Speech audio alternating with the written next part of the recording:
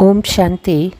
మధురమైన పిల్లలారా, మీరు భూమిపైన ఉన్న చైతన్య నక్షత్రాలు. మీరు మొత్తం విశ్వానికి వెలుగును ఇవ్వాలి. ప్రశ్న: పిల్లలైన మీ శరీరాన్ని శివబాబా కాంచనంగా ఎలా తయారు చేస్తారు? జవాబు: బ్రహ్మ తల్లి ద్వారా మీకు జ్ఞానం అనే పాలను త్రాగించి శరీరాన్ని కంచనంగా చేస్తారు. అందుకే త్వమేవ మాతాస్య పితా త్వమేవ అని వారిని మహిమ చేస్తూ పాడతారు. ఇప్పుడు మీరు బ్రహ్మ తల్లి ద్వారా జ్ఞానం అనే పాలను తాగుతూ ఉన్నారు. దీని ద్వారా మీ పాపమంతా సమాప్తమైపోతుంది, కంచనంగా తయారవుతారు. ఓం శాంతి. ఆత్మీయ తండ్రి కూర్చొని అర్థం చేయిస్తూ ఉన్నారు. ఆకాశంలోని నక్షత్రాల వలె పిల్లలైన మిమ్మల్ని కూడా ఈ భూమిపైనున్న నక్షత్రాలనే కీర్తిస్తారు. వాటిని కూడా నక్షత్ర దేవతలని అంటారు. అవేవి దేవతలు కావు. కావున మీరు వాటికంటే మహాశక్తివంతులు.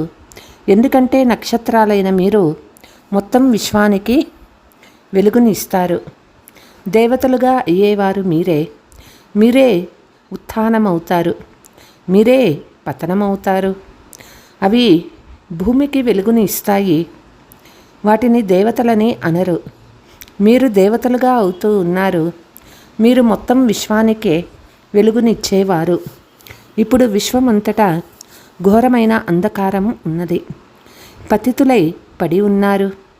ఇప్పుడు మధురాతి మధురమైన పిల్లలను దేవతలుగా తయారు చేసేందుకు తండ్రి వస్తారు.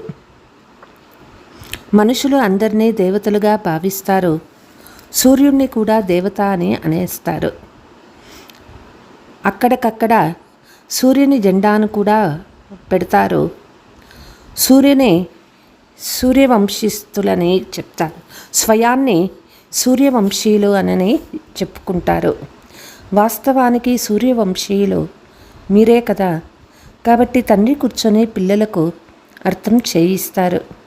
భారతదేశంలో ఘోరమైన అంధకారం ఉన్నది. ఇప్పుడు భారతదేశంలోనే మళ్ళీ వెలుగు రావాలి. తండ్రి పిల్లలైన మీకు జ్ఞాన అంజనాన్ని ఇస్తూ ఉన్నారు. మీరు అజ్ఞానంలో నిద్రపోయారు. తండ్రి వచ్చి మళ్ళీ మేల్కొల్పుతారు. డ్రామా ప్రణాళిక అనుసారంగా కల్పకల్పము పురుషోత్తమ సంగమయుగంలో మళ్ళీ వస్తానని తండ్రి అంటారు. ఈ పురుషోత్తమ సంగమయుగం గురించి ఏ శాస్త్రాలలోనూ లేదు. ఈ యుగాన్ని పిల్లలైన మీరు ఇప్పుడు తెలుసుకున్నారు. నక్షత్రాలుగా ఉన్న మీరే దేవతలుగా అవుతారు. నక్షత్ర దేవతాయ నమః అని మిమ్మల్నే అంటారు. మీరిప్పుడు పూజారీల నుండి పూజ్యులుగా అవుతారు. అక్కడ మీరు పూజ్యులుగా అవుతారు. ఇది కూడా అర్థం చేసుకోవాల్సిన విషయం కదా. దీనిని ఆత్మీక చదువు అని అంటారు. ఇక్కడ ఎప్పుడూ ఎవరికి యుద్ధం జరగదు. టీచర్ సాధారణంగా చదివిస్తారు. పిల్లలు కూడా సాధారణంగా చదువుకుంటారు. ఇక్కడ ఎప్పటికీ కొట్లాట అనే విషయమే ఉండదు. ఇతడు నేనే భగవంతుడు అని చెప్పడు. చదివించేవారు నిరాకార శివబాబా అని పిల్లలైన మీకు కూడా తెలుసు. వారికి తమదే అయిన శరీరం లేదు.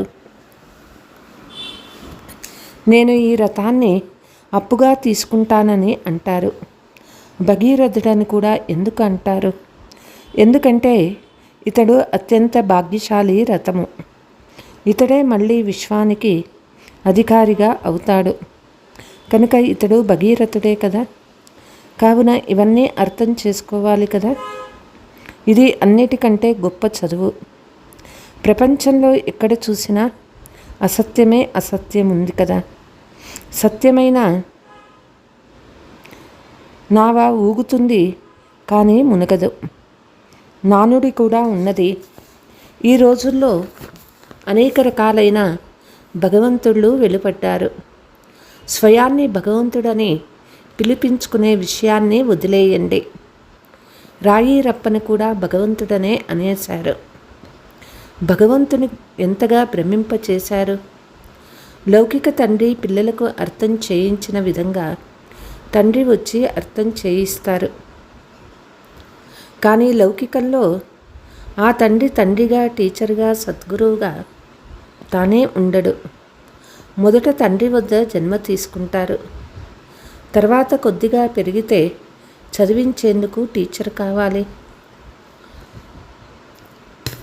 60 సంవత్సరాల తర్వాత గురువు కావాలి. వీరైతే ఒక్కరే తండ్రి, టీచర్, సద్గురువుగా కూడా ఉన్నారు.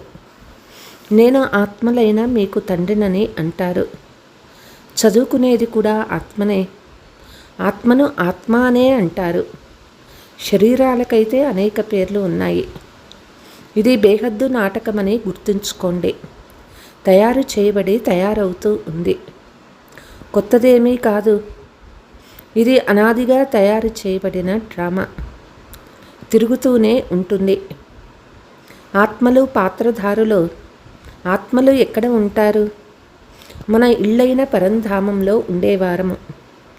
మళ్ళీ బేహద్దు పాత్ర చేసేందుకు ఇక్కడికి వస్తామని చెప్తారు. తండ్రి అయితే ఇక్కడే సదా ఉంటారు. వారు పునర్జన్మలలోకి రారు. మీకిప్పుడు రచయిత అయిన తండ్రి తమ పరిచయాన్ని మరియు రచన యొక్క సారమంతా వినిపిస్తూ ఉన్నారు. మిమ్మల్ని స్వదర్శన చక్రధారులని అంటారు. దీని అర్థం కూడా ఎవరికీ తెలియదు. ఎందుకంటే వారు విష్ణువుని స్వదర్శన చక్రధారి అని భావిస్తారు. మరి మానవులను అలా ఎందుకంటారని అనుకుంటారో అది మీకు తెలుసు. శూద్రులుగా ఉన్నప్పుడు కూడా మానవులే. ఇప్పుడు బ్రాహ్మణులుగా అయినా మానవులుగానే ఉన్నారు. మళ్ళీ దేవతలుగా అయినప్పుడు కూడా మనుషులుగానే ఉంటారు. కానీ గుణాలు మారిపోతాయి. రావణుడు వస్తే మీ గుణాలు ఎంతగానో చెడిపోతాయి. సత్యయుగంలో ఈ వికారాలు ఉండనే ఉండవు. ఇప్పుడు తండ్రి పిల్లలైన మీకు అమరకథను వినిపిస్తూ ఉన్నారు. భక్తి మార్గంలో మీరు ఎన్ని కథలు విని ఉంటారు. అమర్నాథుడు పార్వతీకి కథను వినిపించాడని అంటారు. ఇప్పుడు వారికి శంకరుడు వినిపిస్తాడు కదా. శివుడు ఎలా వినిపిస్తాడు? వినేందుకు అనేక మంది మనుషులు వెళ్తారు. భక్తి మార్గంలోని ఈ విషయాలను తండ్రి వచ్చి అర్థం చేయిస్తున్నారు. భక్తి చెడ్డదని తండ్రి చెప్పరు. అనాదిగా ఉన్న డ్రామాను అర్థం చేయించటం జరుగుతుంది. మొదట స్వయాన్ని ఆత్మగా భావించాలని తండ్రి చెప్తూ ఉన్నారు. ఇదే ముఖ్యమైన విషయము.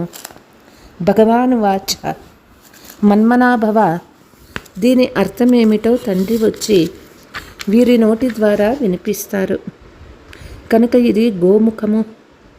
త్వమేవ మాతాస్య పిత అని వారినే అంటారని అర్థం చేయించారు. కాబట్టి ఈ మాత ద్వారా మిమ్మల్ని అందరినీ దత్తు తీసుకున్నారు. ఇతని నోటి ద్వారా పిల్లలైన మీకు జ్ఞానమనే పాలను తాపించినప్పుడు మీ పాపాలన్నీ భస్మమై మీ ఆత్మ కంచనంగా అవుతుందని శివబాబా చెప్తూ ఉన్నారు. శరీరం కూడా కాంచనమైనది లభిస్తుంది. ఆత్మలు పూర్తి స్వచ్ఛంగా, పవిత్రంగా, కాంచనంగా అవుతాయి. తర్వాత నెమ్మదిగా మెట్టికలు దిగుతారు. ఆత్మలైన మనము కూడా కాంచనంగా ఉండేవారమని, శరీరాలు కూడా కంచనంగా ఉండేవని, తర్వాత మళ్ళీ మనము డ్రామా అనుసారము 84 జన్మలో చక్రంలో వచ్చామని మీరు తెలుసుకున్నారు. ఇప్పుడు కాంచనంగా లేదు. ఇప్పుడైతే కేవలం 9 క్యారెట్ల బంగారం అని అంటారు. బంగారం కొద్ది శాతం మాత్రమే మిగిలి ఉంది. ఒకేసారి ప్రాయలోపం అవ్వదు. ఎంతో కొంత శాంతి ఉంటుంది. తండ్రి దీని గుర్తును కూడా తెలిపించారు. లక్ష్మీనారాయణులది నెంబర్ 1 చిత్రము.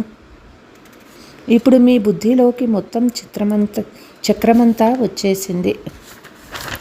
తండ్రి పరిచయం కూడా వచ్చేసింది. ఇప్పుడు మీ ఆత్మ పూర్తి కంచనంగా అవ్వకపోయినా తండ్రి పరిచయం అయితే బుద్ధిలో ఉంది కదా. కంచనంగా అయ్యే యుక్తిని తెలుపుతారు. ఆత్మలో చేరిన మురికిని ఎలా తొలగించాలి? దాని కొరకు స్మృతి యాత్ర చేయాలి. దీనిని యుద్ధ మైదానమని అంటారు. ప్రతి ఒక్కరూ యుద్ధ మైదానంలో స్వతంత్ర సిపాయిలు. ఇప్పుడు ప్రతి ఒక్కరూ ఎంత కావాలో అంత పురుషార్థం చేయండి. పురుషార్థం చేయడం విద్యార్థుల పనే. ఎక్కడికి వెళ్ళినా మన్మనాభవ అని ఒకరినొకరు హెచ్చరించుకుంటూ ఉండండి. శ్రీబాబా స్మృతి ఉందా అని ఒకరినొకరు సూచన ఇచ్చుకోవాలి. తండ్రి చెప్పే చదువు సైగలతో కూడినది. అందుకే శరీరము క్షణంలో కంచనమైపోతుందని, విశ్వానికి అధికారులుగా తయారు చేస్తానని తండ్రి అంటారు. తండ్రికి పిల్లలుగా అయినారంటే విశ్వానికి అధికారులుగా అయినట్లే. తర్వాత విశ్వంలో చక్రవర్తులుగా ఉంటారు. అందులో ఉన్నత పదవి పొందేందుకు పురుషార్థం చేయాలి. క్షణంలో జీవన్ముక్తి లభిస్తుంది. ఇది యథార్థం కదా. పురుషార్థం చేయడం ప్రతి ఒక్కరిపైన ఉంది. మీరు తండ్రిని స్మృతి చేస్తూ ఉంటే ఆత్మ పూర్తిగా పవిత్రమైపోతుంది. సతో ప్రధానంగా అయ్యి సతో ప్రధాన ప్రపంచానికి అధికారులుగా అవుతారు. ఎన్నిసార్లు మీరు తమో ప్రధానం నుండి సతో ప్రధానంగా అయ్యారు. ఈ చక్రము తిరుగుతూనే ఉంటుంది. ఇది ఎప్పుడూ అంతం కాదు. తండ్రి వచ్చి ఎంత బాగా అర్థం చేయిస్తారు. కల్పకల్పము వస్తాను, పిల్లలైన మీరు నన్ను చీచీ ప్రపంచంలోకి రమ్మని ఆహ్వానిస్తారు. ఏమని ఆహ్వానిస్తారు? మేము పతితమైపోయాము, మీరు వచ్చి పావనంగా చేయండి అని ఆహ్వానిస్తారు. ఆహా, ఏమి మీ ఆహ్వానము! మమ్మల్ని శాంతిధామము, సుఖధామానికి తీసుకువెళ్ళండి అని అంటారు. కాబట్టి బాబా మనకి విధేయుడైన సేవాదారి. ఇది కూడా డ్రామా ఆట. కల్పకల్పము అదే చదువుకుంటామని, పాత్ర చేస్తున్నామని మీకు తెలుసు. ఆత్మయే పాత్ర చేస్తుంది. ఇక్కడ కూర్చొని ఉన్న తండ్రి ఆత్మల్ని చూస్తారు, నక్షత్రాలని చూస్తారు. ఆత్మ ఎంత చిన్నదిగా ఉంది. ఆత్మలు నక్షత్రాల వలె మిణుకు మిణుకుమని మెరుస్తూ ఉంటాయి.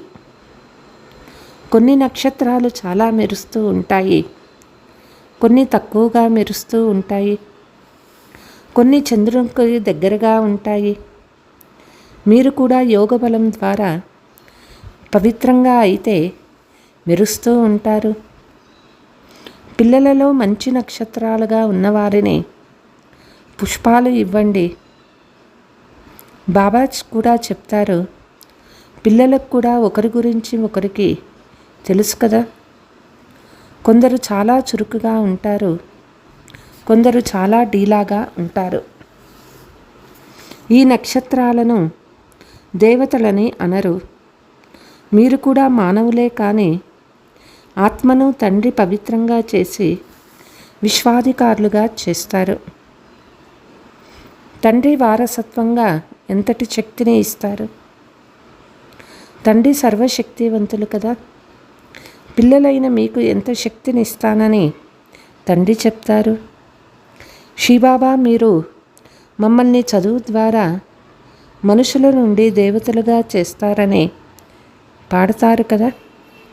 ఈ విధంగా ఎవ్వరూ తయారు చేయరు. చదువు సంపాదనకు ఆధారం కదా. ఆకాశము మరియు భూమి అంతా మనదైపోతుంది. ఎవరూ దోచుకోలేరు. దానిని స్థిరమైన రాజ్యమని అంటారు. ఎవరు ఖండించలేరు, ఎవరు కాల్చలేరు. అలాంటి తండ్రి శ్రీమతాన్ని అనుసరించాలి.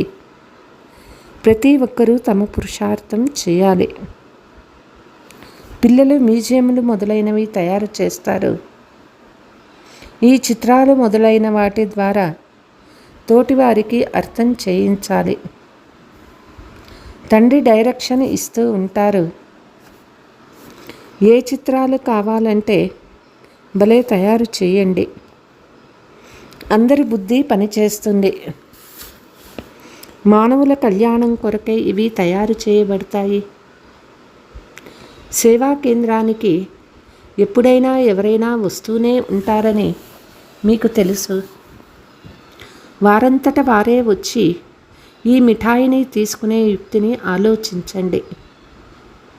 మిఠాయి బాగుంటే అడ్వర్టైజ్ అవుతుంది. అందుకే ఒకరికొకరు ఫలానా దుకాణానికి వెళ్ళండి అని చెప్పుకుంటారు. ఇది చాలా మంచి నెంబర్ 1 మిఠాయి. ఇలాంటి మిఠాయిని ఎవరూ ఇవ్వలేరు. ఒకరు చూసి వెళ్తే ఇతరులకు కూడా వినిపిస్తారు కదా. మొత్తం భారతదేశమంతా బంగారు యుగానికి ఎలారా రావాలని ఆలోచిస్తారు. దాని కొరకు ఎన్నో విధాలుగా అర్థం చేయిస్తారు.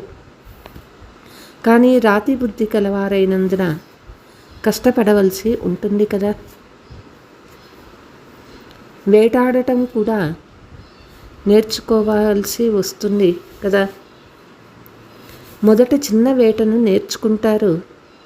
పెద్ద వేటను వేటాడేందుకు శక్తి కావాలి కదా. గొప్ప గొప్ప విద్వాంసులు, పండితులు ఉన్నారు. వేదశాస్త్రాలు మొదలైనవెన్నో చదువుకున్నారు. తమను తాము గొప్ప అథారిటీగా భావిస్తారు. బెనారస్లో వారికి ఎంతో పెద్ద పెద్ద బిరుదులు లభిస్తాయి. అందుకే బాబా మొదట బెనారస్ని ముట్టడించే సేవా ప్రణాళికను తయారు చేయండని అంటారు. గొప్పవారు చెప్పినప్పుడు ఎవరైనా వింటారు. చిన్నవారి మాటలను ఎవ్వరూ వినరు. స్వయాన్ని శాస్త్రాల అథారిటీ అనుకునే పెద్ద పులులకు అర్థం చేయించాలి. ఎంత పెద్ద పెద్ద బిరుదులు ఇస్తారు. శివబాబాకు కూడా అన్ని బిరుదులు లేవు. ఇప్పుడు ఇది భక్తి మార్గపు రాజ్యం కదా. తర్వాత జ్ఞాన మార్గపు రాజ్యంగా అవుతుంది. జ్ఞాన మార్గంలో భక్తి ఉండదు. భక్తిలో జ్ఞానం అస్సలు ఉండదు. ఇక్కడ నక్షత్రాలు కూర్చున్నారని తండ్రి భావిస్తారు. చూస్తారు కూడా. దేహ స్మృతిని వదిలేయాలి. పైన ఏ విధంగా నక్షత్రాలు మిణుకు మిణుకుమంటాయో ఇక్కడ కూడా వెలుగుతున్నాయి. కొందరు చాలా ప్రకాశవంతమైన వెలుగు గలవారిగా అయ్యారు. కొందరు వీరిని భూమిపై గల తారలని, దేవతలని అంటారు. ఇది ఎంత పెద్ద బేహద్దు రంగస్థలము. అది హద్దు రాత్రి మరియు హద్దు పగలు. ఇది అర్ధకల్పపు బేహద్దు రాత్రి, బేహద్దు పగలు అని తండ్రి అర్థం చేయిస్తారు. పగలు సుఖమే సుఖము. ఎక్కడ ఎదురు దెబ్బలు తినే అవసరం లేదు. జ్ఞానంలో సుఖముంది, భక్తిలో దుఃఖమున్నది. సత్యయుగంలో దుఃఖానికి నామరూపాలే ఉండవు. అక్కడ మృత్యు ఉండదు. మీరు మృత్యువుపై విజయం పొందుతారు. అక్కడ మృత్యువు అనే పేరు ఉండదు. అది అమరలోకము. అమరలోకానికి వెళ్ళేందుకు తండ్రి అమర కథను వినిపిస్తూ ఉన్నారు. ఇప్పుడు మధురాతి మధురమైన పిల్లలకు ఆది నుండి సృష్టి చక్రమంతా బుద్ధిలో ఉంది. ఆత్మలైన మన ఇల్లు బ్రహ్మలోకము అని మీకు తెలుసు. అక్కడ నుండి పాత్ర చేసేందుకు ఇక్కడ నెంబరు వారుగా వస్తారు. చాలామంది ఆత్మలు ఉన్నారు. కూర్చొని ఒక్కొక్కరికి తెలుపరు, సంక్షిప్తంగా తెలుపుతారు. ఎన్ని కొమ్మలు రెమ్మలున్నాయి, కొమ్మలన్నీ వెలుపడుతూ వృక్షము వృద్ధి చెందుతుంది. చాలామందికి తమ ధర్మం గురించి కూడా తెలియదు. మీరు వాస్తవానికి దేవీ దేవతా ధర్మానికి చెందినవారు, కానీ ఇప్పుడు ధర్మభ్రష్టులుగా కర్మభ్రష్టులుగా అయ్యారని తండ్రి వచ్చి అర్థం చేయిస్తారు. మొదట మనము శాంతిధామంలో ఉండేవాళ్ళము. తర్వాత పాత్ర చేసేందుకు ఇక్కడికి వస్తామని ఇప్పుడు పిల్లలైన మీ బుద్ధిలో ఉన్నది. ఈ లక్ష్మీనారాయణుల రాజ్యము ఒకప్పుడు ఉండేది. వీరి వంశమే ఉండేది. ఇప్పుడు మళ్ళీ సంగమయుగంలో ఉన్నాము. మీరు సూర్యవంశస్థులుగా ఉన్నప్పుడు తర్వాత మళ్ళీ చంద్రవంశీయులుగా అయ్యారని తండ్రి చెప్తారు. మిగిలినవన్నీ పక్క దృశ్యాలు. ఇది బేహద్దు ఆట. ఇది ఎంత చిన్న వృక్షము, బ్రాహ్మణ కులము తర్వాత ఎంతగా పెరిగిపోతుందంటే అందరినీ కలిసి చూడను కూడా చూడలేరు. అన్ని స్థానాలను చుట్టుముడుతూ వెళ్తారు. ఢిల్లీని, బెనారస్ని చుట్టుముట్టండి అని తండ్రి చెప్తూ ఉన్నారు. తర్వాత మీరు పూర్తి ప్రపంచాన్ని ముట్టడిస్తారు. మీరు యోగ బలం ద్వారా ప్రపంచమంతటా ఒకే రాజ్యాన్ని స్థాపన చేస్తారు. ఎంత ఖుషీగా ఉంటుంది. ఒక్కొక్కరు ఒక్కొక్క చోటకు వెళ్తూ ఉంటారు. ఇప్పుడు మీ మాటలు ఎవ్వరూ వినరు. గొప్ప గొప్ప వాళ్ళు వచ్చి వార్తాపత్రికలలో ప్రచురించినప్పుడు అర్థం చేసుకుంటారు. ఇప్పుడు ఇంకా చిన్న చిన్న వేటలు మాత్రమే జరుగుతూ ఉన్నాయి. పెద్ద పెద్ద షావుకారులు మా కొరకు స్వర్గం ఇక్కడే ఉందని భావిస్తారు. పేదవారే వచ్చి వారసత్వం తీసుకుంటారు. బాబా మీరు తప్ప మాకు మరెవ్వరూ లేరని అంటారు. కానీ ప్రపంచమంతటిపై మోహ మమకారాలు కూడా తొలగిపోవాలి కదా. అచ్చా, मीठे मीठे सिकीलते बच्चों प्रति मात पिता बाप दादा का याद प्यार और गुड मॉर्निंग. रूहानी बाप की रूहानी बच्चों को नमस्ते. रूहानी बच्चों की रूहानी मात पिता बाप दादा को याद प्यार गुड मॉर्निंग नमस्ते नमस्ते. वरदान. धारणा. ఆత్మను కంచన్గా చేసేందుకు సావధానపరుచుకోవాలి. మన్మనాభవ యొక్క సూచనను ఇవ్వాలి. యోగ బలం ద్వారా పవిత్రమై మెరిసే నక్షత్రాలుగా అవ్వాలి. ఈ బేహద్దుగా తయారైన నాటకాన్ని బాగా అర్థం చేసుకొని స్వదర్శన చక్రధారులుగా తయారవ్వాలి. జ్ఞాన అంజనాన్ని ఇచ్చి మానవులను అజ్ఞానమనే ఘోర అంధకారం నుండి వెలుపలికి తీయాలి.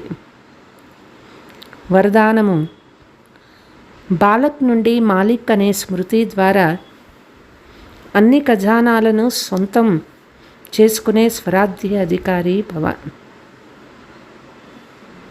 ఈ సమయంలో పిల్లలైన మీరు కేవలం బాలకులు మాత్రమే కాదు, బాలక్ నుండి మాలిక్. ఒకటేమో స్వరాధ్య అధికారి మాలిక్, రెండవది బాబా వారసత్వానికి మాలిక్. స్వరాధ్యానికి అధికారులుగా ఉన్నప్పుడు సొంత సర్వకర్మేంద్రియాలు ఆర్డర్ అనుసారంగా ఉంటాయి. కానీ ఈ మనస్సు ప్రతి సమయం మాలిక్ అనే స్మృతి మరిపింపచేస్తుంది. కాబట్టి తండ్రి మన్మనాభవ అనే మంత్రాన్ని ఇచ్చారు. మన్మనాభవగా ఉంటే ఏ విధమైన వ్యర్థ విషయం యొక్క ప్రభావం పడదు. అంతేకాక అన్ని ఖజానాలు నావే అనే అనుభవం అవుతాయి. స్లోగన్. పరమాత్మ ప్రేమ అనే ఉయ్యాలలో ఎగిరే కళ యొక్క ఆనందాన్ని జరుపుకోవటమే అన్నిటికంటే శ్రేష్టమైన భాగ్యము. అచ్చా, ఓం శాంతి.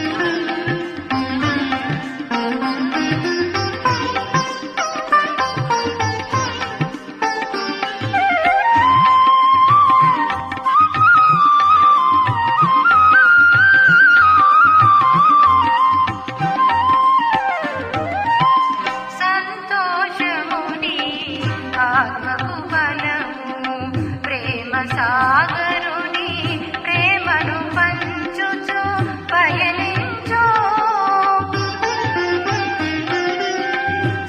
సంతోషముని ఆత్మకు బలము ప్రేమ సాగరుని ప్రేమను పంచుచు పయనించు శాంతి లేక అలమటించు జనులకు శాంతి శక్తిని దానము చేసి పూరత కలిగించు ఇదే మహోపకారము సోదరా తేనెలొలికించు తీయని పలుకులు అందరికీ ఆనందం ఇది మనసులో